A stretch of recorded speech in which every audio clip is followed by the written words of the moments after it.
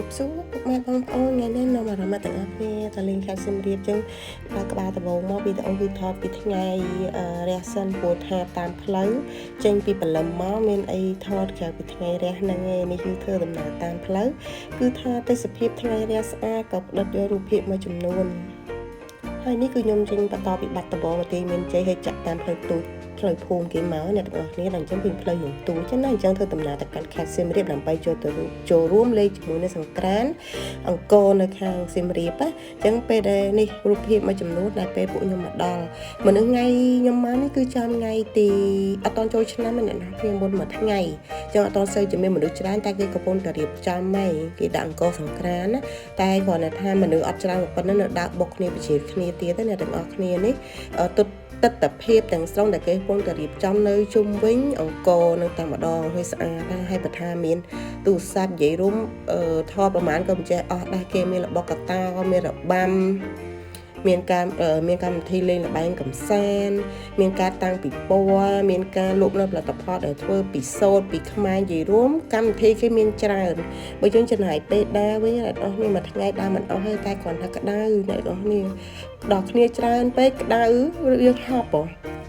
នេះពួកខ្ញុំបានដើរចូលទៅត្រឹមវគ្គដំបូងហ្នឹងទេអត់បានដល់ក្នុង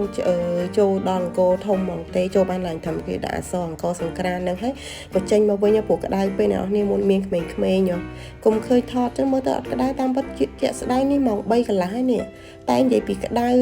ដល់ក្មេងៗគេយកទឹកមកគាត់ធ្វើអត់គ្រាន់ទេអញ្ចឹងតួមានមុខកតុំជាប់ដែរព្រោះអាកាសធាតុល្ងាចឡើងវាក្តៅណាអញ្ចឹងគេមានកម្មវិធីបដិបត្តិមានអីផ្សេងកម្មវិធីគេមានច្រើនណានៅកម្មវិធីអង្គរសង្ក្រាន្តណាតែអ្វីដែលសប្បាយជាងគេនោះនៅពេលដែលយើងដើរមើលគេតាំងប៉ុនឡើងនេះរៀងត្រជាក់វិញតែចង់ប្រាប់ថាត្រជាក់ប៉ុណ្ណឹងហើយនៅតែដើរទៅហូរញើសមកឲ្យហូបទឹកបានក៏មិនគ្រប់ដែរតែបន្ទាប់ពីការដើរលេងនៅអង្គរអស់មួយកន្លះថ្ងៃហើយត្រឡប់ទៅវិញគឺចូលទៅ check in នៅតែ Smiley នេះនឹងកម្មវិធីក្មេងៗម្ដងអូសប្បាយ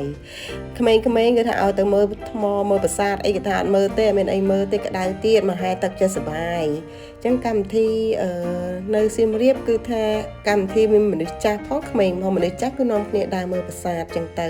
ដល់ក្មេងៗគឺកម្មវិធីលេងទឹកបន្ទាប់ពីលេងទឹកអ្វីដែលសំខាន់ជាងគេគឺ Pop Street នឹងតែម្ដងអ្នកទាំងអស់នេះតាមផ្លូវ Pop Street មិនមែនមេឃភ្លៀងអ្នកទាំងអស់នេះបាចទឹកនេះថ្ងៃនេះគឺសារមិនមែនថ្ងៃចូលឆ្នាំផងគឺមុនមួយថ្ងៃខ្ញុំមកមុនមួយថ្ងៃគឺអត់មនុស្សឡើងកក់កុញបើសិនជាថ្ងៃចូលឆ្នាំទេគេថាចូលអត់ចោះទេ Pop Street ហ្នឹងណាពួកខ្ញុំដោយសារជាមិនដូចថារៀងវ័យបានតែពួកខ្ញុំអត់លេងអញ្ចឹងក៏អត់ហ៊ានបាតទឹកដែរអ្នកខ្លះក៏សុំទៅអត់ឲ្យទេអញ្ចឹងខ្លាចគេបាតទឹកត្រូវទៅបាចម្សៅអីចឹងត្រូវណាអញ្ចឹងឡើងមកអង្គុយនៅលើនេះវិញកន្លែងផាប់គេនៅលើហ្នឹងអង្គុយមើលគេក៏សប្បាយដែរអ្នកនរគ្នានេះខ្ញុំផ្ដិតយករូបភាពទាំងស្រុងយកជួយអ្នកទាំងអស់គ្នាមើលថា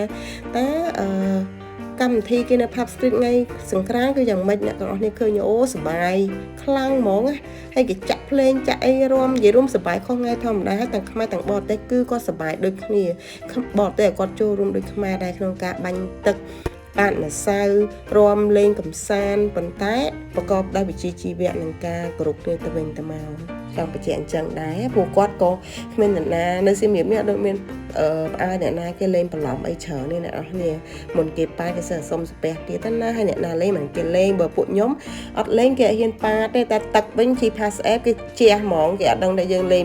ឃើញយើងចេញពី Pub Street គេជះយកឡើងសើមដែរហ្នឹងណាហើយចង់បញ្ជាក់នៅវីដេអូខ្លះហ្នឹងកុំថាអីថាបាននេះជាកម្មវិធីគេលេងសំសានទេចឹងអ្នកខ្លះរំដោះអាវដល់អីទៅប្រុសចាឲ្យពួកខ្ញុំកុំឲ្យខាតនេះមកលេងគេហើយជះទឹកគេដែរទៅជះតកអីអ្នកទាំងអស់គ្នានេះខ្ញុំជះតកគេដែរចាបន្ទាប់ពីថ្ងៃហ្នឹងចូលដល់វីដេអូថ្ងៃទី2គឺពួកខ្ញុំនាំនេះទៅជិះទូកនៅកំពង់ភ្លុកនេះតាមផ្លូវពួកខ្ញុំដើរចូលដោយសារឡៃជីឡានអត់បានទាញវីដេអូថតតាមផ្លូវតែផ្លូវវាដីក្រហមអញ្ចឹង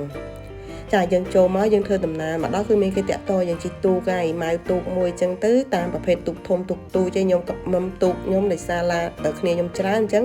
យកទូកធំអស់$30ជិះទៅដល់កណ្ដាលទន្លេទៅមើលព្រៃកោងកាងមើលអីចឹងណាទាំងអស់គ្នាតែហូបបាញ់នៅលើទូកនៅកណ្ដាលទន្លេស្រូបយកខ្យល់អាកាសចឹងទៅចានេះផ្លូវគេចុះចូលទៅក្នុងទូកនឹងទាំងអស់គ្នាហើយការជិះទូកនេះយើងគ្រាន់តែចង់ជូនក្មេងៗឲ្យស្គាល់បទពិសោធន៍ថាយើងមកដើរលេងជិះទឹកតាមទន្លេហើយហូបបាញ់លើទូកយើងមានអារម្មណ៍យ៉ាងម៉េចហើយគេមានកន្លែងហាដ្ឋានគេដែរនេះភ្ញៀវទេសចរទូកទូចៗចឹងណាគាត់ជិះចា ចាប់ពីហ្នឹងមកគឺពួកខ្ញុំធ្វើដំណើរត្រឡប់មកភ្នំពេញវិញតែជីកាត់តាមកំពង់ចាមចូលទៅមើលកាត់ស្ពានថ្មីគេបន្តិចដើម្បីមើលហើយពួកខ្ញុំមកលេងចូលឆ្នាំនេះគឺអត់ចង់ឲ្យចូលឆ្នាំទេព្រោះបារម្ភខ្លាចថាមានការស្ទះចរាចរណ៍ខ្លាំងហើយនឹងពិបាកធ្វើដំណើរអញ្ចឹងខ្ញុំចេញមកវិញនេះគឺមានឡានជាច្រើនបុកត្រឡប់ទៅចូលទៅសៀមរាបប៉ុណ្ណាហើយអ្នកចេញពីសៀមរាបទៅភ្នំពេញអត់សូវមានទេចាហើយជិះមកវិញនេះគឺយើងជិះតាមផ្លូវតូចមួយចំនួនដែលខាងម៉ែវានាំឲ្យផ្លូវថ្មីដែលគេធ្វើហើយអញ្ចឹងវាអាចលឿននិងងាយស្រួលក្នុងការធ្វើដំណើរដើម្បីកុំឲ្យប្រជាគ្នាវ៉ាចែកនៅតាមផ្លូវធំណាទាំងអស់គ្នានេះឈៀងចូលមកដល់ទឹកដីកំពង់ចាមចានៅមាត់ទន្លេនេះមកដល់ក្រុងកំពង់ចាមគេហើយចាដើម្បីឲ្យក្មេងៗថតរូបតិចហើយបានឈ្មោះដំណើរមកកាន់ទីក្រុងភ្នំពេញនេះផ្ដិតយករូបភាពនៅដើមផ្កាលឿងរាជដែលវាតាមផ្លូវឃើញស្អាតខ្លាំងដល់អញ្ចឹងក៏ផ្ដិតរូបភាពហ្នឹងជូនអ្នកទាំងអស់គ្នាមើលតែម្ដងចាហើយវីដេអូរបស់ខ្ញុំមានប៉ុណ្ណឹងសូមអរគុណសម្រាប់ការតាមដានអ្នកទាំងអស់គ្នា